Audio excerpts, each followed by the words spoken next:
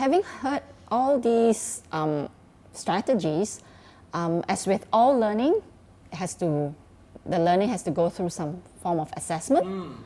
So how do we go about doing the assessment for good thinking?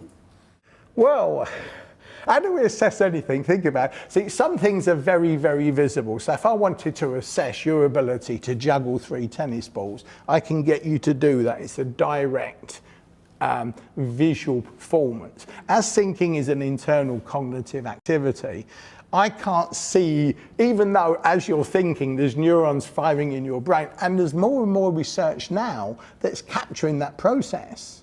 So there may be a time where we just have some machine and we just turn it on our students, oh yes, they're doing good analysis, yeah, pretty much there for it. We might be doing it like that, but for the next few years, we're probably going to have to do it through what students produce that is evidence that those types of thinking are evident in the process, or that we look at students working and ask them questions. How are you tackling this problem?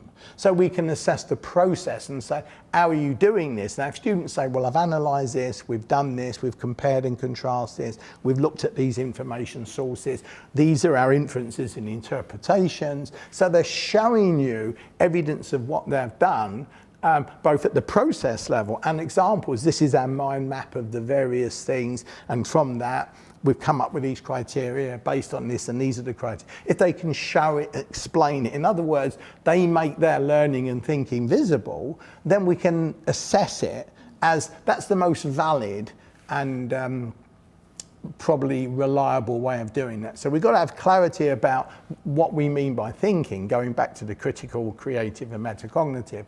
We've got to make sure that we teach it so students know the language of thinking. So when they're assessed, they can say, look, you know, we've done this type of critical thinking, we've analysed this, we've compared and contrasted this is the big picture, these are the options, this is our criteria. We can see that and say, yeah, that's pretty good thinking, or we might say, that's a real mess.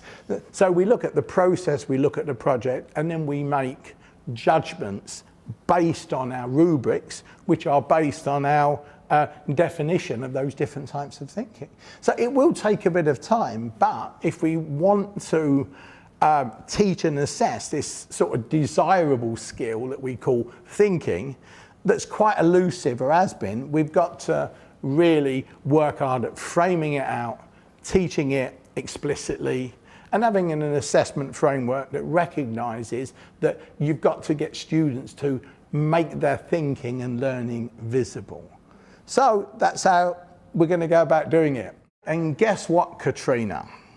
And for others who are watching this online tutorial, you'll be pleased to know, he says hopefully, that there is a fully online series of online tutorials on assessment.